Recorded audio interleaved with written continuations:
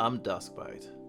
Welcome to Talking Cool, our hopefully weekly essay series analyzing the episodic adventure game and visual novel Cool Kid Cody, developed by 90% Studios. We aim to release an episode for each episode of Cody that releases within a week of the episode going live, but it seems we fell behind, as this is only our episode 2. Life happens. Although we are behind, we do upload VODs of us playing and voicing the current episode of Cody within a few days of its premiere date. You can catch us streaming it every Friday on twitch.tv/Fluffbyte, around 7 p.m. EST. If you feel you got something out of this video, we encourage you to join our Patreon, or leave a tip on our Ko-Fi.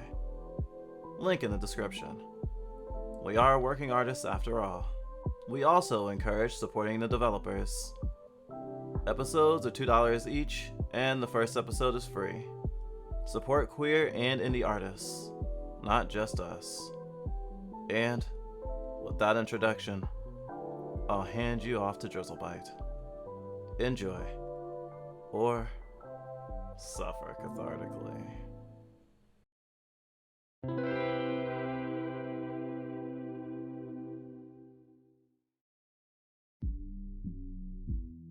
The thing about being a bottom, at the bottom of society, means that in order to keep any self-esteem at all, you have to constantly push back at the world, even others of your station at times.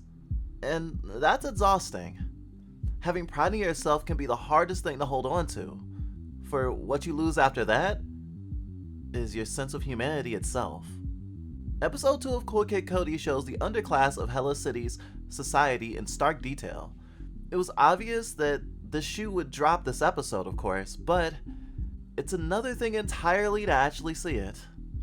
Episode 2 picks up with Cody at lunchtime as class is dismissed. He fell asleep apparently, but him being the next guy candidate was not a dream.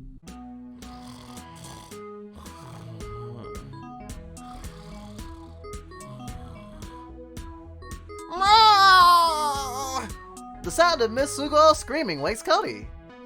It almost sounded like she said, "Class is dismissed, enjoy your lunch." We open this episode to some good casual lore because the guy candidate test isn't over just yet.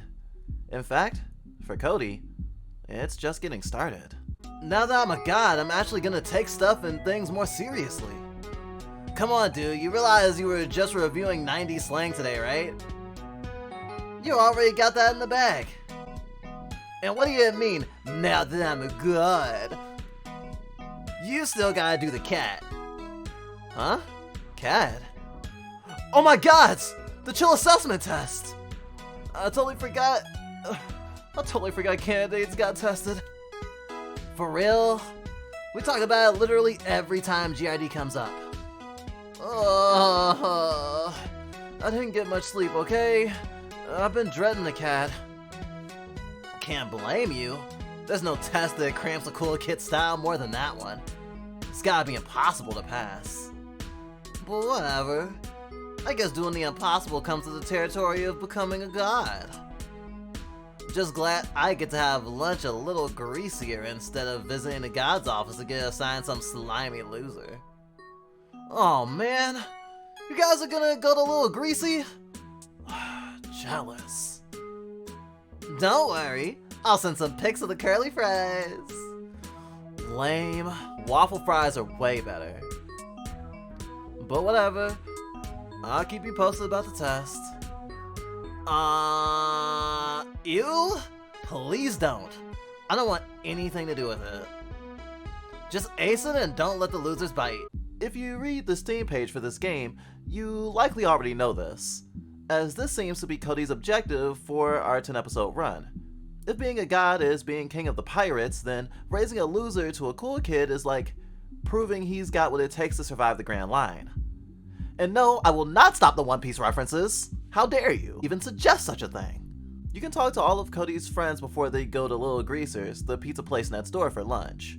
Juvie not wanting to hear updates on Cody's assignment makes me feel Cody's othering from his friends and classmates is already starting. If he succeeds, then they don't have long before Cody isn't recognizable anymore, let alone around. Plus, I'm sure, like all of Cody's other friends, there's surely some jealousy stirring, even for those who don't even want it. Though it seems that Juvie is probably taking it the hardest. Hey, FOMO doesn't always have to be logical. Although, of the three friends, Juvie is definitely giving off the least supportive vibes. They're the only one that calls the test impossible.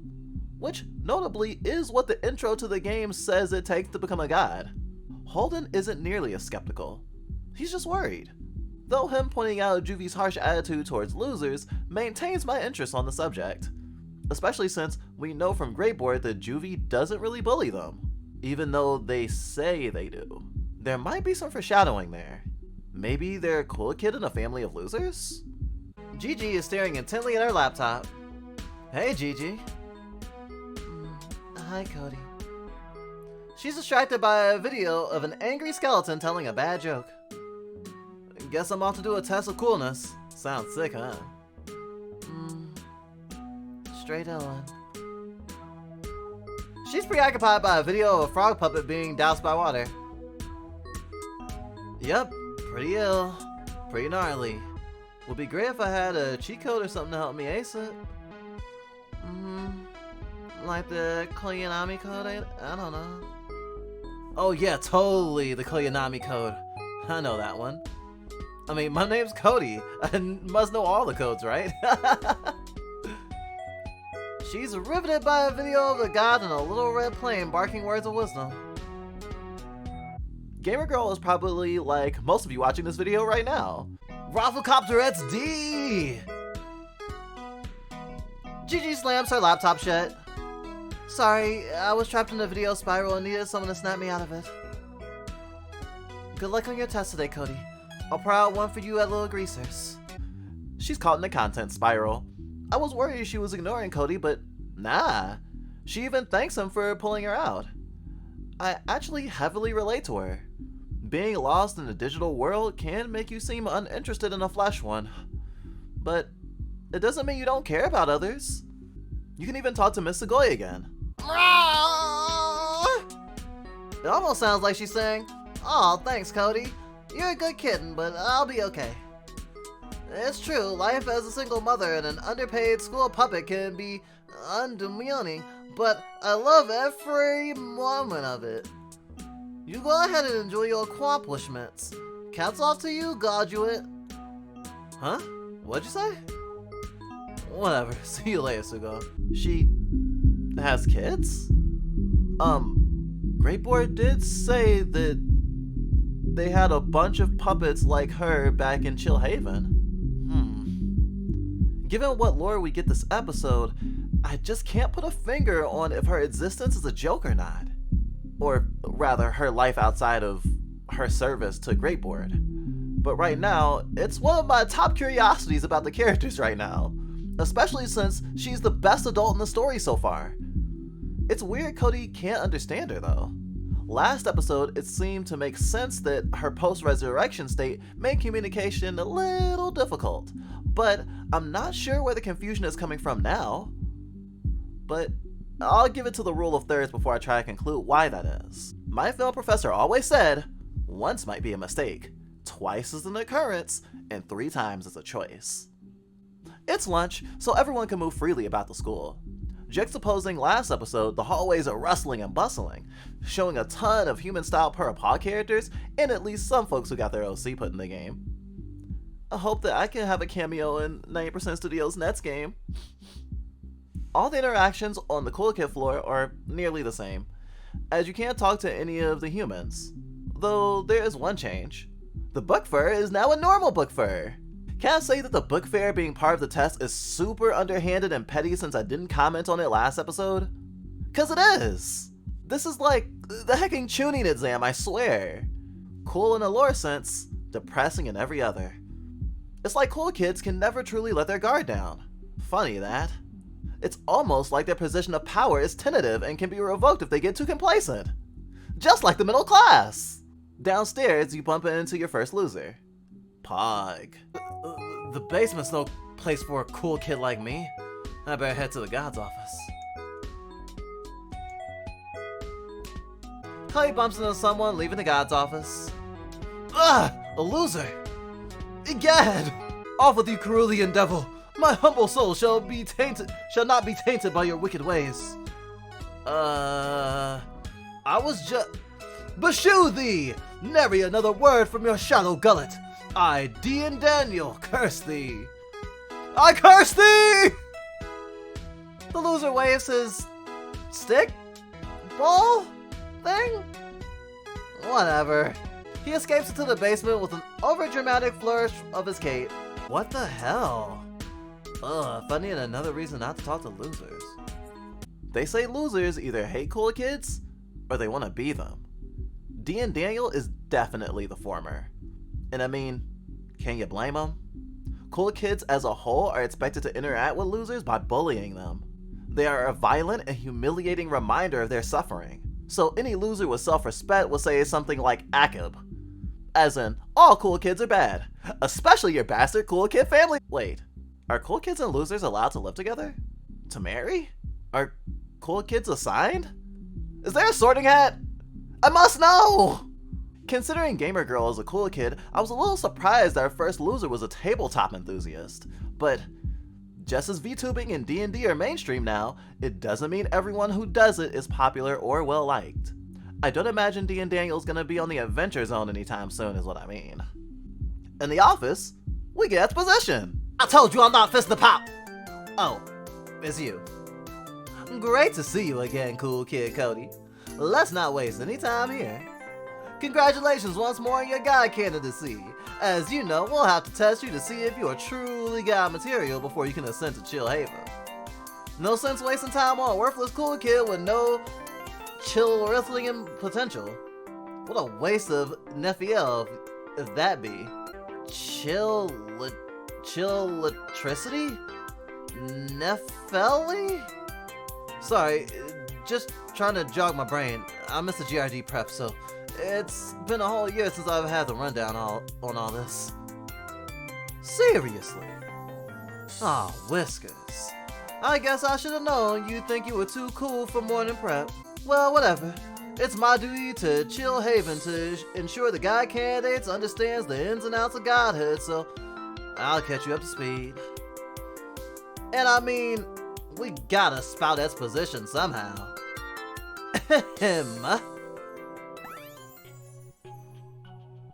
The Great Boy uses her laser eyes to magically project an image into the air. Radical! Since the founding of Hella City, there have only been losers and cool kids, with gods that rule over all. There's one thing that sets gods apart. Do you know what that is? The color pink, duh. Nope! Magic! Right, I knew that. To be specific, a magic cloud-like substance, otherwise known by a scientific name, Nephiel. It's what makes up my super cute, super fluffy wings, or the clouds that keep Chill Haven afloat. Nephiel is totally useless by itself though, you gotta power it with energy. And that energy is known as chill-electricity. With some supercharged Nephiel, you can fly, shoot lasers out of your eyes, transmute an object into a loyal puppet, or even status shift. You see what I'm getting at here? Totally. I'm gonna prove I have chill-electricity by shooting lasers out of my eyes. Quit goofing off! There's only one way to test if you got sufficient chill-electricity to ascend.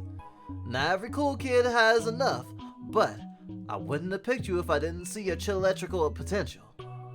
To prove yourself, you must achieve the impossible. You must transform a loser into a cool kid.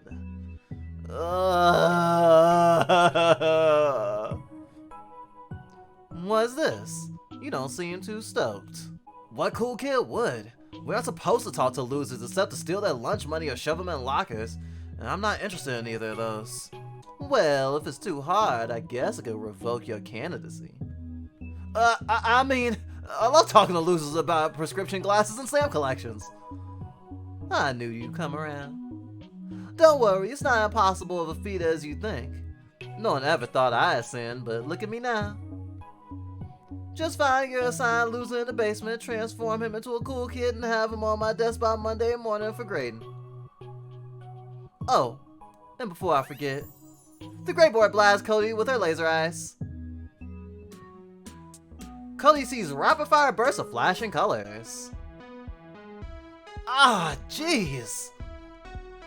They gotta put a full sensitive. They gotta put a full sensitive. They gotta put a full sensitivity word. They gotta put a full sensitive. They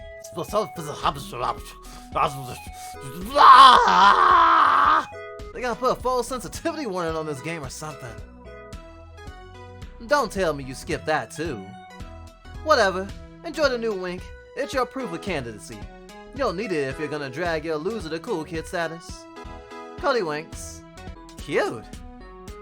Now then, I picked the biggest loser in CHS just for you. He goes by initials PB. So all I get's a lousy nickname? What's PB stand for anyway? Peanut butter? Public banking?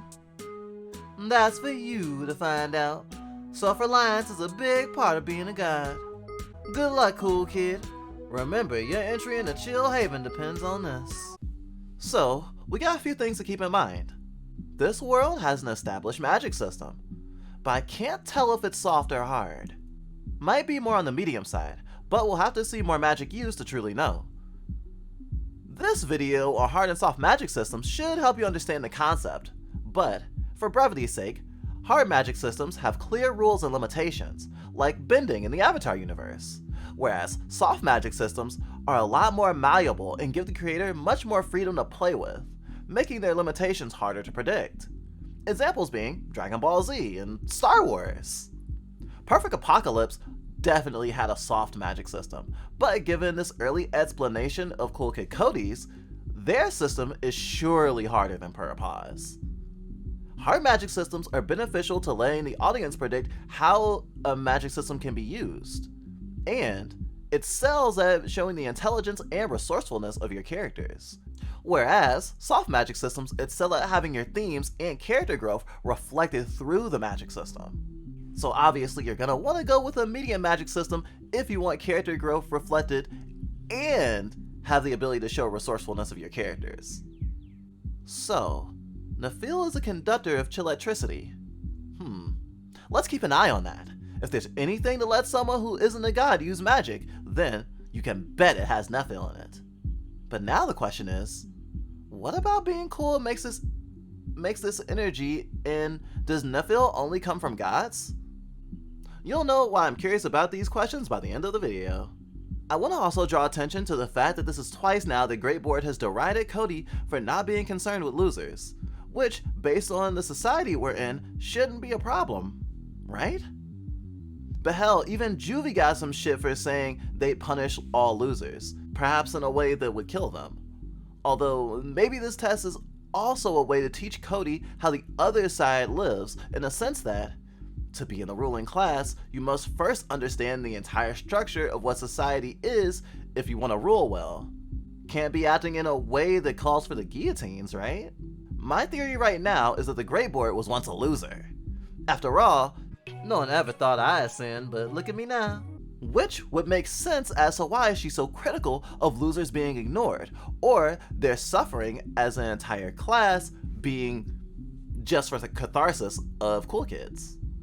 Although I don't think she has sympathy for losers, as what she says to Cody when he first comes in is a reflection and a call forward to some pretty awful treatment of losers. I told you I'm not fist to pop!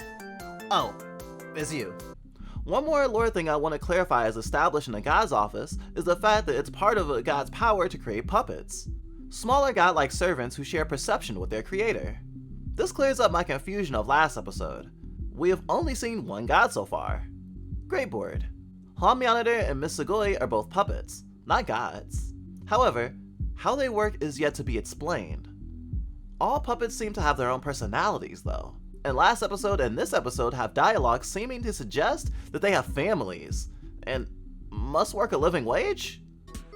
It's true, life as a single mother and an underpaid school puppet can be undemanding.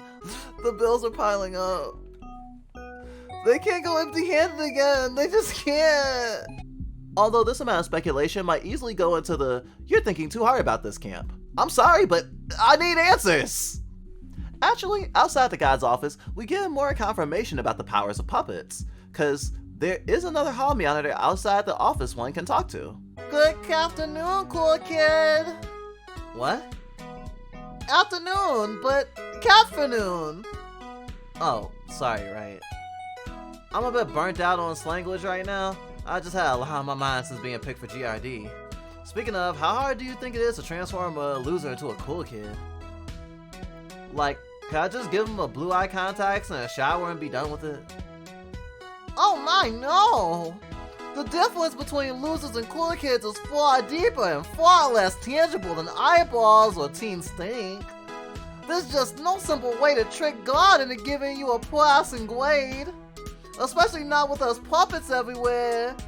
We are all products of our Lord and Savior. A vessel for her to extend her will over her domain of Crescent High. We all know, we see all, we know all. If you ever want to cheat on this test, she would know that I know that you know. You know? No. Just remember, she sees what her puppets see. And we are always watching. Well, whatever you mean by that, glad to know there's no easy way out of this test. That's rather sinister, but it does explain how Greatboard can have eyes and ears everywhere. I really like the sharing of senses as a subversion for all the omnipotence gods are usually known for. Gods don't know everything, they just have living wiretaps floating around. Now that we have our assignment, we just need to find PB, which only means one thing. We're off to the basement. It's not a very clean place. The intro says losers don't keep themselves clean, referencing how nerdy folks often have trouble doing things like showering. I don't know if you've ever been to an anime convention or watched a Twitch stream, but jokes about anime fans or gamers not knowing what soap is are pretty popular. And the joke comes from a real place? I don't want to get too far into it right now, but I promise it's not just simply liking being dirty or not caring. In the case of losers in this game, however, it's kinda hard to keep clean when your environment disincentivizes it. It's like the gods want the losers to fit the paradigm, so they make sure that they fit the paradigm. I don't think the losers here choose to have leaky pipes or trash bags littering the halls. And we'll find out a little later that the students have to fulfill the janitorial duties now. So they're kind of forced into ghettoization. Ghettoization? The process of being ghettoized. Ugh. Words hard. So, a couple of things. More Parappa cameos, yes! And then there's this banner. I guess that is intended to keep morale down, which is the point. It eerily reflects the way society views the lower class in our world too, as a personal responsibility that you failed. If you're poor, stop making excuses and achieve greater. You have no excuses. Haven't you seen others pull themselves up by their Velcro straps? You'll never be a cool kid at this rate. And in this world where someone can become a god, the argument is so sinister, especially when you account for the fact that it's technically possible for a loser to eventually become a god. Demoralizing the lower class is essential to keeping them in line. Making them feel like they deserve their suffering is a way to make them not question the system. Or at the very least, make them hate themselves so much that they don't even have the energy to oppose it. It makes any sort of revolution harder because even within the lower class, there will be issues gathering solidarity because it'll be common for folks to not think they deserve a better life. I did not expect this game to be so freaking, depressing. Wow, that. The door to the right of Cody is of note. No pun intended. Hey, there's a note on the door. It has been declared hereafter on account of suspicious activities that the recess hall remains sealed until further notice. Doth thou require custodial services, send out inquiries to the halls. No way, did that wizard weirdo write this? This door will work itself into our goals for this episode, but let's move on for now, as it's not like we can open it. Cody bumps into someone just as he walks past the bathroom. Ugh, why do I keep bumping into losers today? Oh, sorry. Sorry to keep you waiting. The bathroom was all gross and I didn't want to touch anything, so I used paper towels instead of my hands. But then the towels were wet too, so I put them under the hoof dryer, and then it was broken, and then a spider fell out of it, and... The loser stops to gawk at Cody in the dark. Like a cool kid? Ah! So this feels like an oddly appropriate response to seeing a cool kid in Loser Town. Especially if cool kids are an analog to famous people. Or maybe internet famous people? The loser responds to Cody the exact opposite to how Dee and Daniel responded. With astonishment and fear. A deer caught in the headlights. Wait, why are you screaming? Stop screaming! I swear I'm not here for lunch money, I'm just looking for... Oh my gosh, oh my gosh, oh my gosh, oh my gosh, oh my gosh, oh my gosh! A new friend. What? Howdy doody, it's so nice to meet you. You're really cool looking. I don't think I've ever seen you around these parts. Wow, I don't usually see cool kids, so I'm close.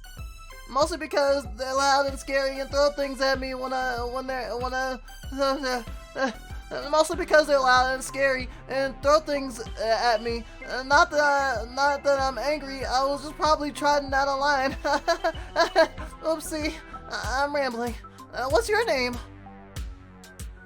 Wow, she's really starstruck, huh? She's a very endearing loser, to say the least. It sucks she makes excuses for cool kids abusing her, but it's really sweet when she meets a new person that she wants to befriend them. Kinda reminds me of Olive from Purr. And all my autistic friends. And myself. This is such a call-out post. I don't know if you can tell, but her outfit is kinda mine. I just don't wear a shirt underneath. Like, I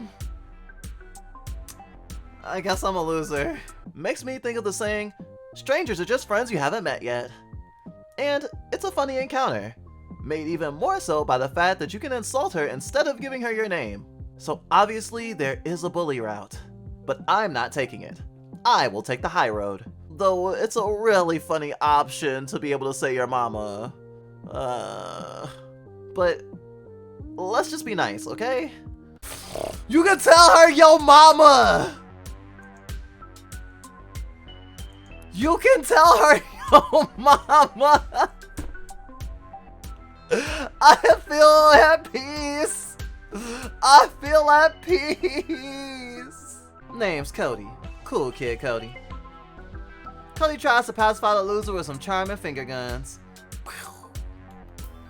Ah, you're so cool. I think you're giving me frostbite. Wow, what a fitting name. Daniel will be so mad if he knew I was talking to a cool kid. Oh gosh, PB. He probably hightail it out of here as soon as he saw you. He's terrified of cool... Wait, back it up. The loser takes 2 steps back. No. You know that D&D loser and PB? Of course! I know everyone down here, especially that cutie patootie little PB. I gave him another friendship bracelet after class, and he was like, oh, you really shouldn't have. And I said, you silly fool, you're my bestest friend. Of course I have to. Her dedication to My Little Pony is inspiring. And then we had lunch, and I drank an entire liter of apple juice and really had to pee. And then he had to go do something upstairs, so he said, it's dangerous to go alone. Here, take this. And then he made PB walk with me to the little pony's room. You know, because it was so dark and spooky with the power being out, and the bathroom was all gross, and I didn't want to touch anything, so please stop.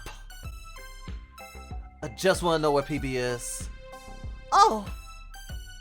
What the hey, me too. We have so much in common.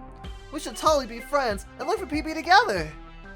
I'll do anything for him, or any of my friends for that matter. Oh my gosh, I almost forgot I made this. I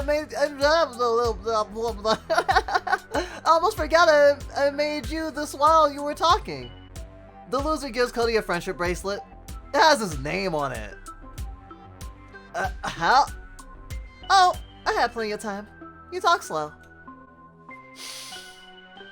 He begrudgingly puts on the friendship bracelet. So, horse girl, you do anything for a friend, right? Oh, absolutely. I love my friends. One time I even... So if I wear this bracelet, we're friends, right? Yeah. Yeah! Cody's blatant manipulation of this girl is kind of disgusting.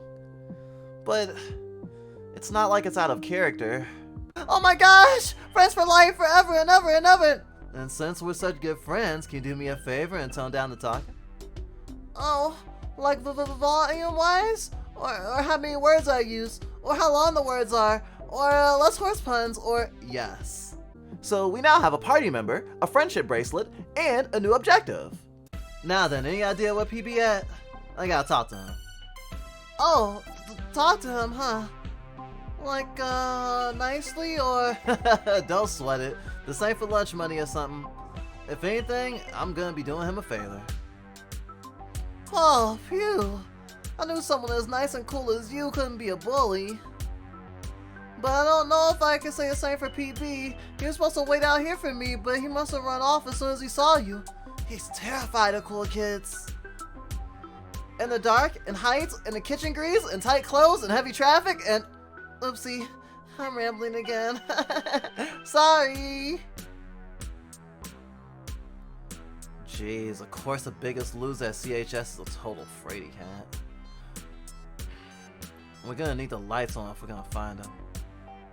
Oh, I can help. The breaker's in the janitor's closet. We can use it to bring the power back. Sick, let's go get it then. Since in my playthrough I knew the door to the breakers was locked, I decided to look for the key immediately, which led to the only accessible room in the basement. This room is for mathematics. We learn all sorts of things in there. Calculus, trigonometry, anger management, everything. Those all sound brutal. What you guys doing? Breaking rules over each other's heads? Stabbing people with protractors or what? It's just a math class, Cody. You just sit and do the math. It's actually the nicest classroom in the basement. Let's visit. Inside, we see how the other half lives. It's easy to think, yeah, losers have it bad, but it's another thing entirely to see it, and I think it does leave an impression on Cody. How did every kid get an F? Oh, it's just good practice to hand your homework in with an F already on it. It either saves the teacher some time or proves you're humble. Huh. Cool kids also use F for respect, but it's kind of different. This thing looks like it's gonna fall over and kill someone at any moment. Totally! It almost squashed a kid last year. That's why PP and I sat at the front of the class. Cody takes a step back from the shelf. Not only that, but it seems Cody and Horse Girl are really getting along. They're actually both kind of dorks. Time flies when you're having fun. Then I guess we had so much fun we brought the clock. I didn't find anything in my first look through, but admittedly, you have to go to the janitor's closet with Horse Girl first. I was doing things in the wrong order. Fiddlesticks. Joke's on me for trying to save time. However, taking my time looking at everything, I did experience some good flavor text. Like how there's a class for crying. There's just so much to learn about crying, and most beautiful and socially acceptable activity a loser can do. Ugh, emotions make me queasy. And Cody's comment on crying makes me shudder. It probably comes from cool kids being told showing emotion is uncool, and I'm sure that G-Ma has also hammered into him that crying is unbecoming of someone of his cool station. That makes me sad because, well, Cody being black reminds me that black boys are discouraged from crying in general. The other flavor I wanted to mention is the trophy case, which is barren and empty, and the only thing you can examine right now that makes Horse Girl openly sad. Someone drew a trophy onto the case with whiteboard marker. How adorably optimistic. Horse Girl places her hand gently on the glass surface. One day, I'll win first place in the Iron Pony competition! Well, for a moment at least. So, getting back on track and going to the janitor's closet, we get more context to the way the cool kids live, as well as some tension. So, getting back on track and going to the janitor's closet, we get more context as to the way the cool kids live, as well as some tension, because Daniel has a reason to hate cool kids, and so does HG. Oh right, it's locked. Oh, someone left a letter on the door. It has been declared hereafter on account of suspicious activity that this recess hall remains sealed until further notice. Doth thou require custodial assistances? Send thine inquiries to the monitor of the halls. Wee! That's definitely Daniel's handwriting. He's got such a way with words, doesn't he? So like, you're friends with this guy? What's his deal? But he cursed me by the God's office earlier. Oh yeah, he'll do that. He hates cool kids. He thinks they're selfish, stuck up, and too obsessed with their hair being coiffed to care about anything else. But I personally don't think that. I think you're great, Cody. Right, thanks. Her trying to kiss up to Cody so he won't think she hates him makes this really cringy. It's hard trying to be friends with someone who society says is better than you in every way, and trying to protect their feelings in the process. Or rather, trying not to piss them off and make sure that they don't hurt you. Do you know what he was doing talking to a god though? Oh, he always bothers the god on the rare days she's visiting. Last month it was to get the pipes fixed, and then the janitor got fired for cleaning too well, and then the power went out earlier today. He's always trying to take care of his fellow losers. You'd like him. I mean, if you were a loser, that is. Yeah, I don't know how much I'd enjoy being a loser, or being his friend. So, the janitor got fired for cleaning too well, and Daniel tries to pick up the slack? And tries to get better conditions for all the losers in school? Heck, he's a true comrade. No wonder he hates cool kids so much. And the grade board telling him that she won't fix the power is kinda despicable. Kinda reinforces my idea that the power was turned off on purpose for the test to find PB. Though even if it's just an accident and the circuit broke, I guess grade board just doesn't give a rat's ass. Let's just focus on talking to the hall monitor. We've got some custodial inquiries for him. The hall monitor is by the Mathematics classroom, so it's easy to find. But I kinda wish it wasn't, because the abuse it spouts makes me think that losers definitely don't get the privilege of being forced to repress. Howdy doody, hall monitor. How are you doing today? Oh, the usual. Just another day monitoring the halls. What about you? What's with the big goofy smile? You haven't gotten paws deep in any trouble, have you? What? No way. Why would you say that? I was just wondering. I mean, I don't want to be saddling you with more responsibilities. It's just, if it's not too much trouble. Do you happen to know where we happen to find the keys to the janitor's closet? I know you look awfully busy, but... The hall monitor looks annoyed. I noticed on the closet door said any pony who needed help should go talk to you.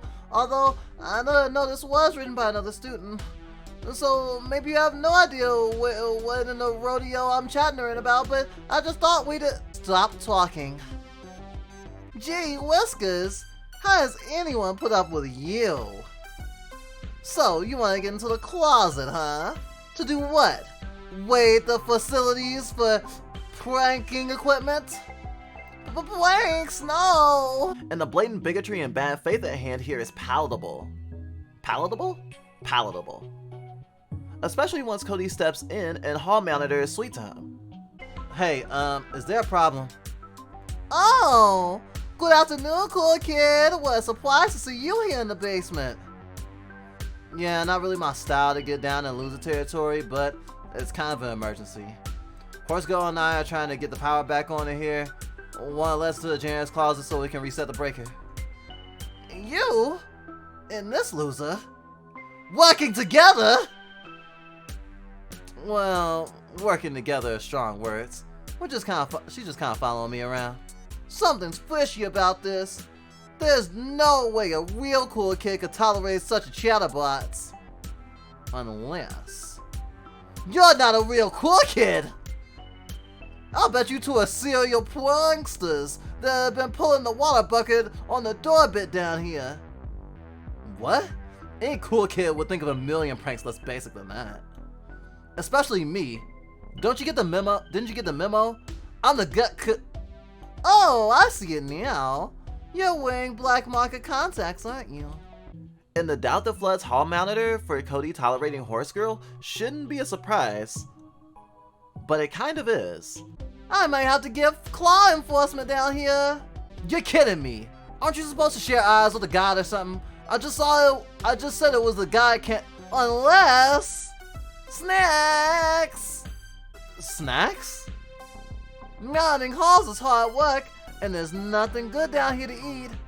I don't want gross processed vending machine taffy. I want something fresh. Like meat. Meat? Where the heck am I supposed to find meat? If you're such a cool cat, I'm sure you can figure something out. Dragging that loser along won't help me out though. Talk to me when it's feeding time. We'd assume that the god and their puppets, who share senses and knowledge, would all be, on the same page. So they should all know about Cody's god candidacy. Though, considering the blackmail, maybe Hall Monitor does know and just wants to make things hard for Cody considering he's consorting with a loser. Hard to tell. So, new objective, snack acquisition. What a jerk! What's the damage? I don't know. Well, Well, don't worry, HG. We'll find meat somewhere. And then we'll get the power back on and show that monitor what's what. Yeah, definitely. And although Cody thinks that getting the power back on will get back at Hall Monitor, I think it's lost on him that his goal to help the losers is only helping them by coincidence. He didn't like how Horse Girl was treated, but he also really isn't her ally right now. To a degree, his compassion is coming from a place of guilt. Of course, cool kid privilege would breed cool kid guilt. As Cody said to Greyboard, he avoids interacting with losers because he's not into bullying them, and that's what he's supposed to do. But also, because Gmod doesn't want him interacting with losers at all. I can't believe I gotta have to talk to more than one loser in one day. Gmod's not gonna be happy about this. But even with his newfound empathy, Cody even being down here is only temporary. The solidarity he has is absolutely conditional. Back in the Wrath-O-Mags classroom, this time in search of food and not a key, HG's happy loser masking fails, and Cody tries to help, showing his own vulnerability in the process. Hey HG, are you okay? Huh? Oh, me? Of course, I'm okay. Well, why wouldn't I be? Well, it's just that you've been kinda down since we talked to Hall Monitor. Who, by the way, was a total asshat. You shouldn't say stuff like that. We might get in trouble. But it's true, you literally didn't even say anything wrong and they just went off and being a jerk anyway. No offense, but you devs do not look like a serial prankster. I don't know what they were thinking. Well, I don't know. I bet they had their reasons. Like you said, I talk too much. It would have been better if I just shut up, and then they wouldn't have given you a hard time, and then you'd have the lights on and be with PP by now. And I'm not very likable. I'm not a very likable person.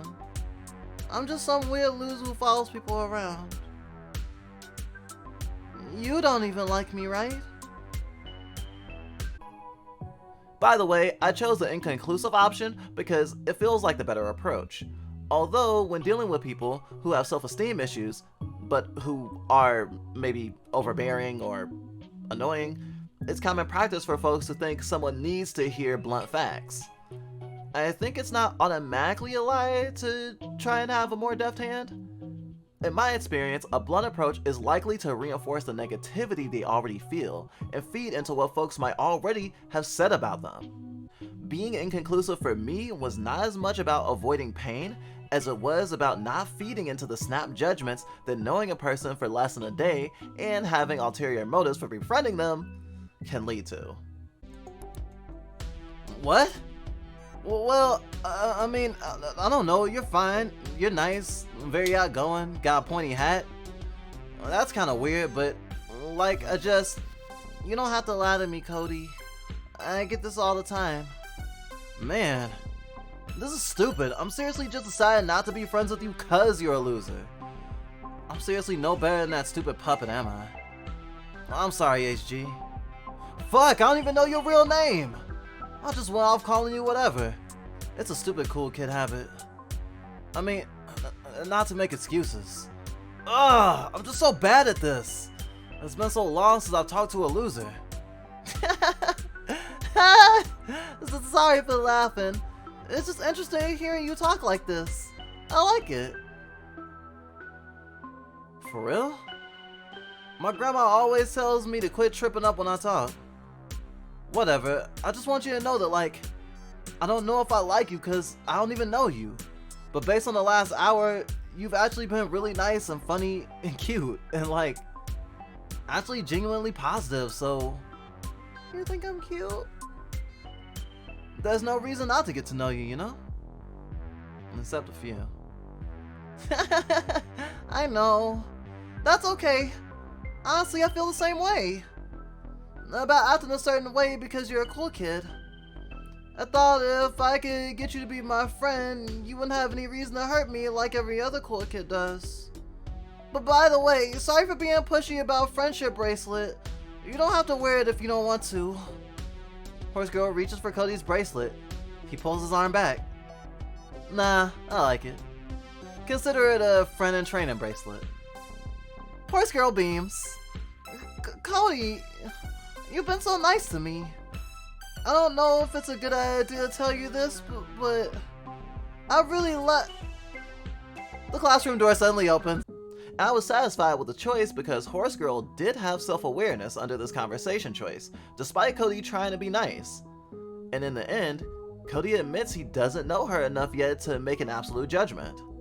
I was worried that being blunt could weaponize Cody's cool kid status in his judgment. Something I don't think would be fair. I think HG's self-awareness here speaks volumes. It's easy to think she isn't aware of how other people see her. But, in fact, it's the opposite. She lays it on thick specifically because she's aware. And she tries to buy into her own hype to cope as well as hide her pain from others. I mean, what else can she do? It's really great that these two have a human moment. The class divide that seems to make them unable to relate to each other is weakened here. And they are aware of that divide. It eases not just Horse Girl's burden, but Cody's as well. And Cody finally begins his training to not only be a friend to her, but also see the class hierarchy for what it is. I just hope he wises up before it's too late. Unfortunately, the cool kid and loser bonding is interrupted by a puppet, Mr. Kawaii, the Wrath of Max teacher. And he's nowhere near as nice as Mr. Goy. What are you two doing in my classroom? Are you the serial pranksters that I've been looking for? Ah, no, we're just here looking for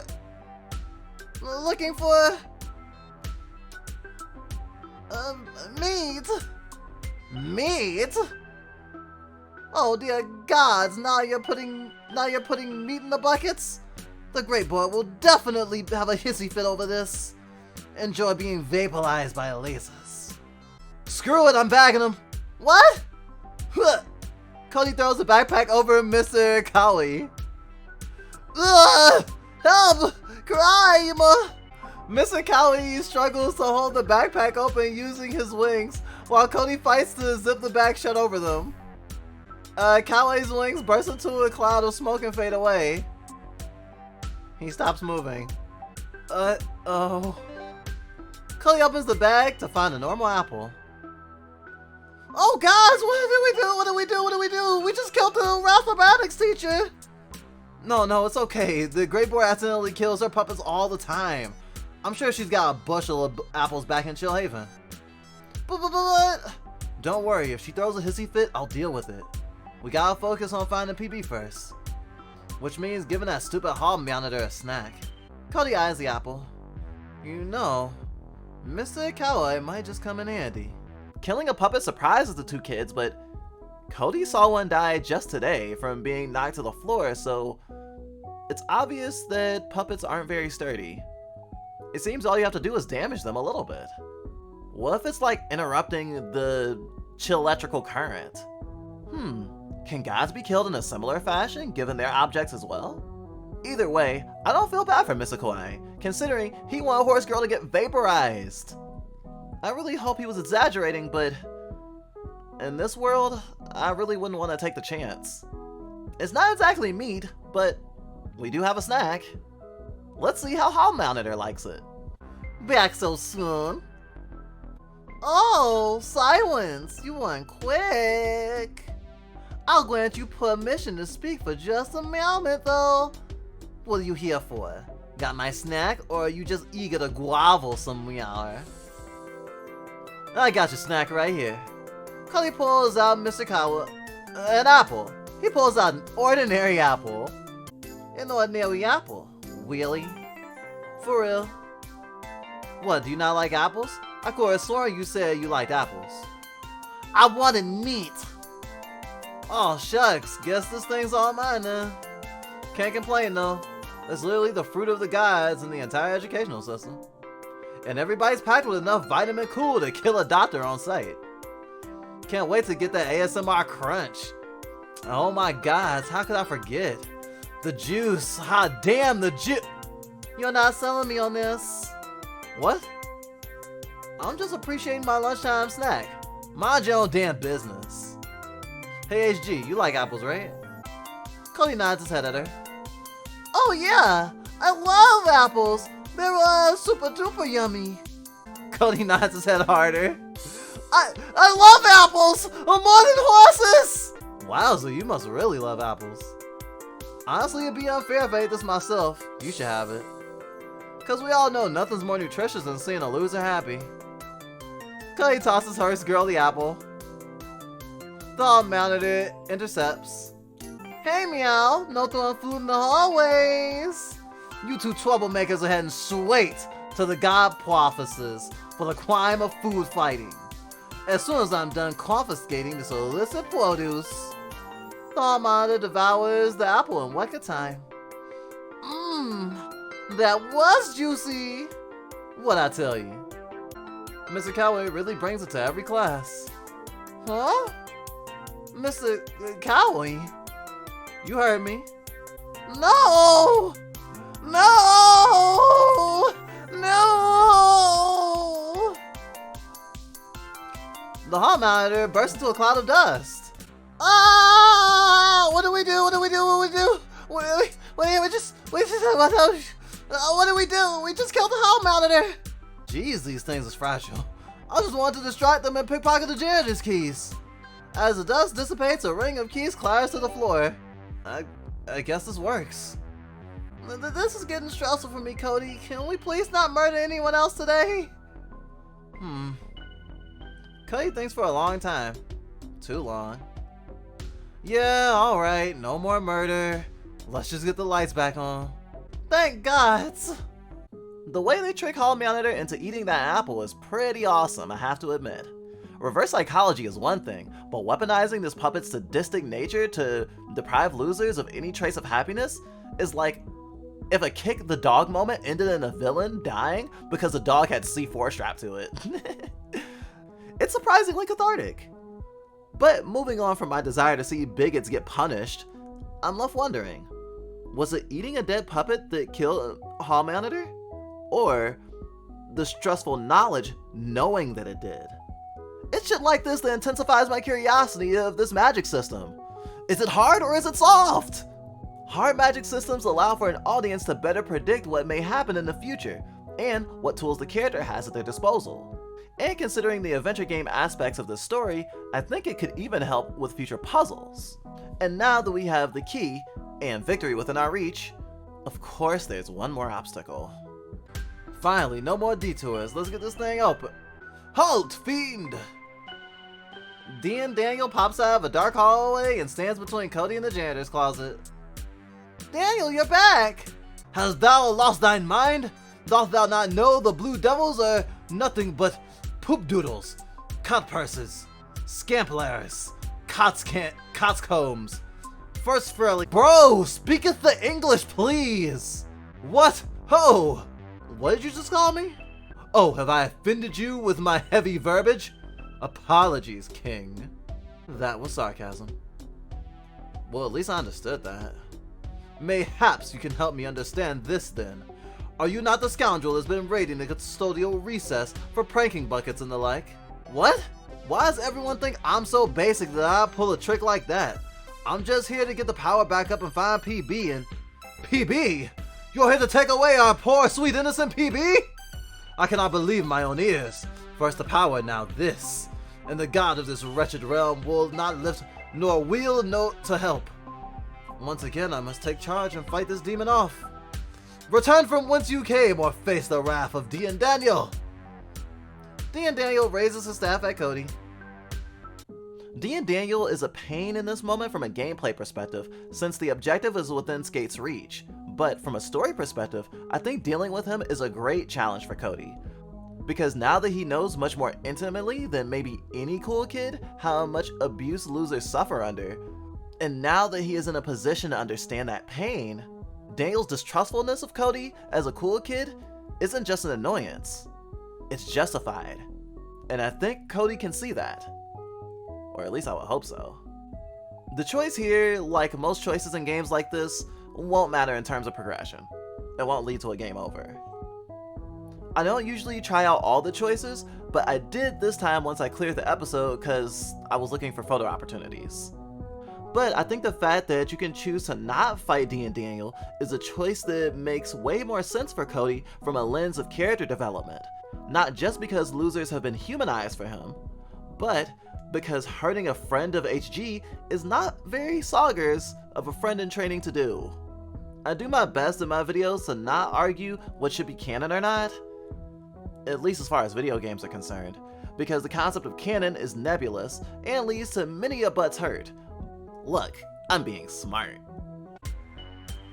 Jeez, you gotta have a lot of balls to pick a fight with a cool kid. Get it? Balls? Cause you're a weird ass stick ball thing? You're lucky the hall monitor clocked out for the lunch shift, otherwise they'd deaths get you expelled. Wow, tough crowd. What else do I got? Oh, what do you call a wizard from space? A flying sorcerer. D and Daniel immediately shuts himself up. You dunderhead rapscallion! Halt thine jest at once! D and Daniel raises his staff once more. Daniel! I know you want to protect losers, but this is going way too far. Cody's been my friend in training for a whole hour. And he's a very, very good boy. Just look. Horse Girl grabs Cody's wrist and shows Daniel. You make those for everyone. But I made it glittery. I don't believe you own any crafting materials that isn't glittery. But he's wearing it. He's actually wearing it. Fair point. But how do we know he does not wish to manipulate you for his undoubtedly nefarious purposes? You just think he's nefarious because he's a cool kid. He said he just wanted to talk to PB. And about what? Prove to me that this is not his will to taketh our PB to the depths of Hella. Of course, Cody does still want to start grooming PB to be a cool kid, so I don't think he will want to stick around to entertain his motives being questioned. So into the closet we go! Yeah, what did you want PB for? Cody unlocks the janitor's closet and hops in. As this room consists of the last choices of the episode, I want to say, of course Cody would end up in a closet. Kinda reminds me of the other 90% studios per tag with a habit for hanging out in closets. I'm sick of just sitting here and contemplating death. No more waiting. No more waiting around slowly starving all alone in this dumb closet. Despite Olive being a prime candidate for being a loser in this world, I think they and Cody have a lot in common. I hope to gain more evidence as the story wears on, but Cody's stuttering habit is, I'm very sure, not an accident. And although framed very differently, I think Cody's need for approval and acceptance mirrors Olive's. Olive is willing to hurt themselves and allow someone else to be hurt to feel a sense of belonging and companionship. And Cody is willing to excuse the abusive folks for him to get a sense of belonging. Cody dreams of being a god, but it seems he only wants that power for the sake of it. And, of course, opulence. He's a dog chasing a car. He doesn't really know what he'd do if he actually got it. All his desires were at least based on wanting to be loved and to spread love. And of course, trying to justify to themselves that they actually deserve to be loved. Anyway, tangent over. Inside the closet, there's a puzzle. The lights won't come on for some reason, and it's not as simple as flipping the breaker. And based on the solution, I think the power was definitely turned off intentionally to test Cody. What's the solution, you ask? Well, it's not throwing water at the breaker, that's for sure. Oh, it's my lightning board, skateboarding. There's something totally electrifying about him. Wait, I got the raddest idea. Cody skateboards in tight circles on the ground. There's not a lot of space, but by bouncing off the walls, he's able to gain some momentum. He smashes into the breaker. There's something electrifying about Cody's sick breaker dash. The kid was no doubt born to be cool. Electricity buzzes throughout the basement as the light flickers on. The lunch bell rings. Oh snap, that actually worked. And just in time for lunch to end. Guys, I did it! Something grabs Cody's shoulder from behind. Ah! What the hell? Let me out, let me out, let me out! Yep, Cody's skateboard is a conduit for electricity. Must be filled with Nephil. So, Cody ignites the breakers. That family skateboard must be made of Nephil. And it's pretty cool, but it got me thinking. Dangerous, I know, but if electricity powers a school, and by extension the rest of the city, then the whole population is dependent on the gods. The gods keep the city going by creating this energy. So even if one got all the humans to rebel, the gods would be able to punish them by cutting off their power, diminishing their resources. But knowing that you don't need a god to create electricity, that means the people can do it for themselves, even if one person can't do it alone. And of course it's better that way, because of course the god supremacy is maintained because they hold a monopoly on electricity. So, seize the means of electricity production! You have nothing to lose but your gods! Hey, Drizzle, can we wrap this up? This video was supposed to only be 30 minutes long, and it's over an hour. We haven't even worked on episode 3 of Talking Cool yet. Fine. Not like we're releasing this episode on time anyway, though. Cody falls out of the closet. Cody, are you okay? There's something in there. It grabbed me. Just look. What's going on? Oh, never mind. It's just this little greaser's pizza boy. PB, you're alive! Horse Girl gives PB a bear hug. Wait a sec. PB? Pizza Boy? You're not seriously thinking his name is Pizza Boy. You're Pizza Boy, as in PB, the biggest loser in school? Who said that? It's so bright out here. I just wanted to check out the breaker, but the stupid door locks from the outside. It was so dark and quiet, I guess I fell asleep and... Pizza Boy notices Cody. Cool kid! Ah!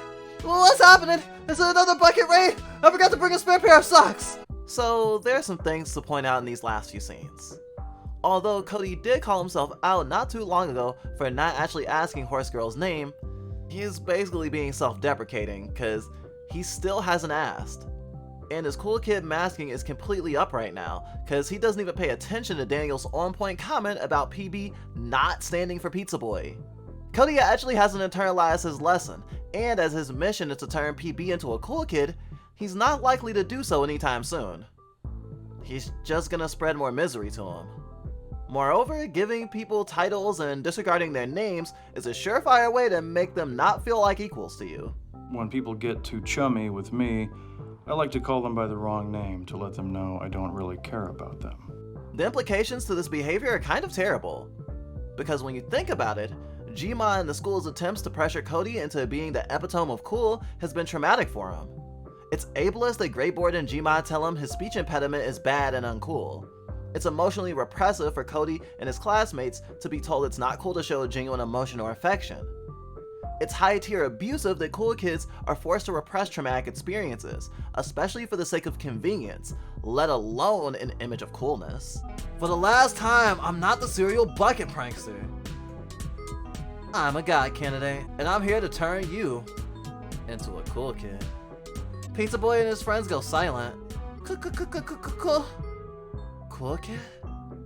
Horse Girl and Pizza Boy clutch each other and scream. Ah! Thine day of reckoning hath come. 'Tis dreaded recruitment of the gods. I pray thee, spare this good loser's soul.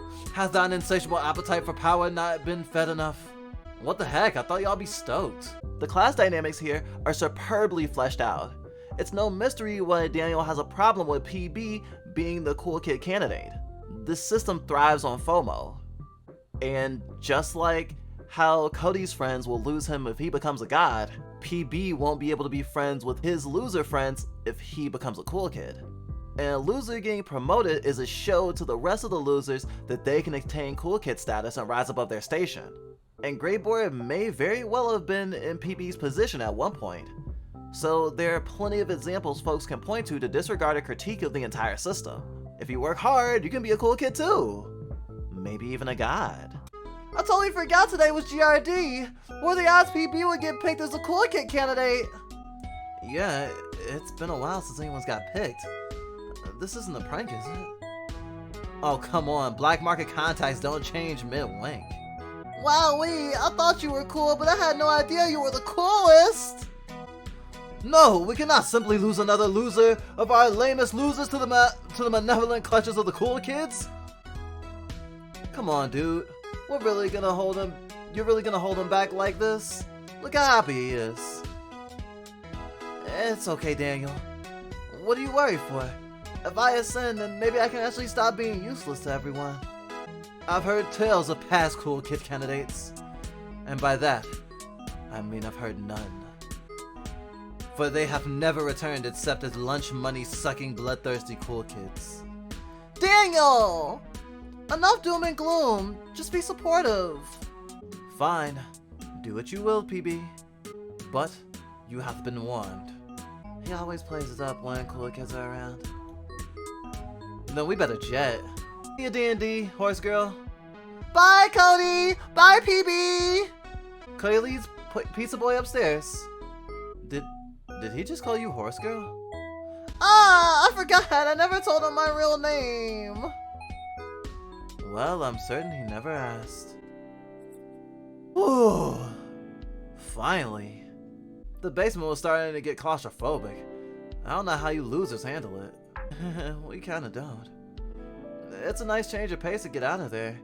If the rest of today goes well, I'll never have to go back. Rest of today? Dude, you're in this till Monday.